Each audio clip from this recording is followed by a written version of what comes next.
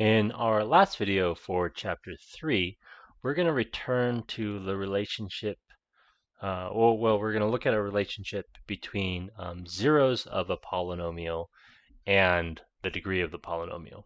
Okay, so the lemma that we're going to prove is suppose that f is a non-zero polynomial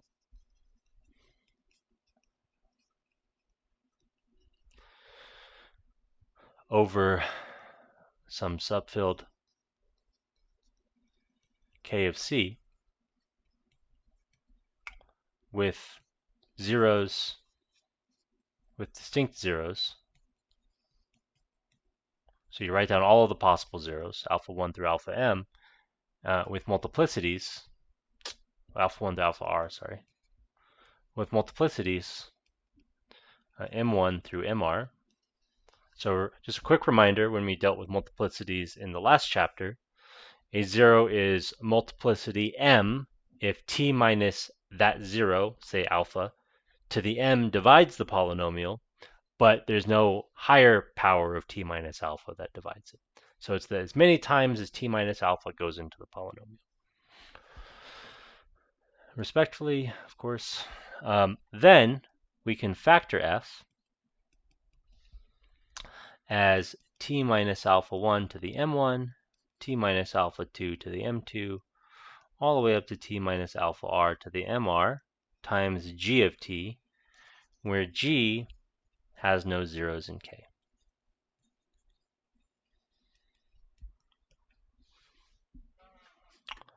All right. This is, there's not too much going on here. Proof for any alpha in k, t minus alpha is certainly irreducible. In particular, for distinct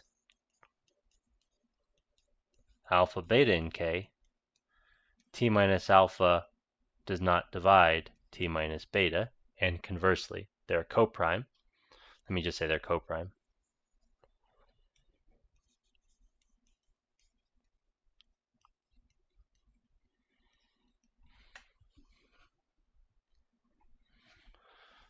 All right.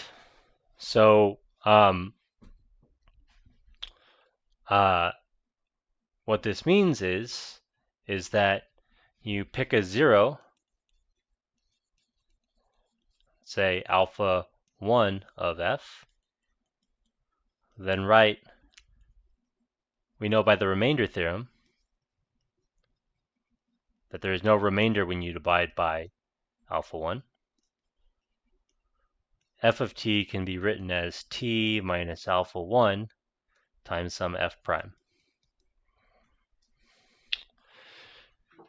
You keep dividing t minus alpha 1 into f. Actually, let me go about this slightly differently. Sorry. Let me say this slightly differently. Since alpha 1 has multiplicity m1,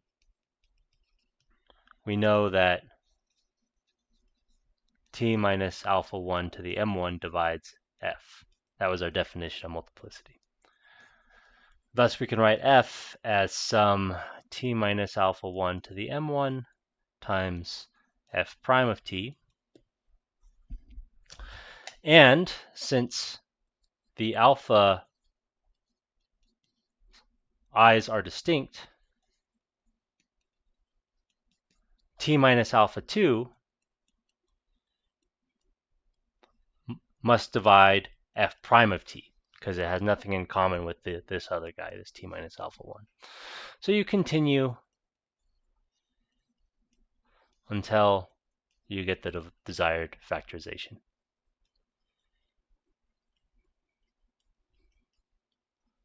And of course, since alpha 1 through alpha r are all the zeros of f, g can't possibly have any zeros. What's left when you keep dividing them in can't possibly have any zeros. All right, finding good. Theorem, the last thing we'll say in this chapter, is a relationship between zeros and degree.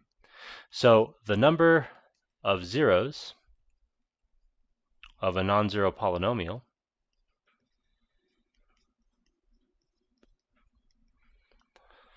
over a subfield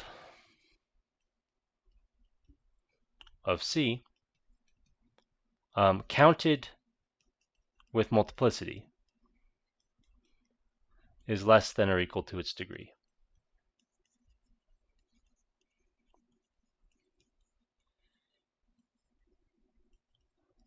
And is equal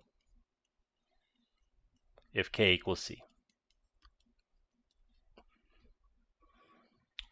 There's other cases where it's equal, but it's guaranteed to be equal when K is C. Proof.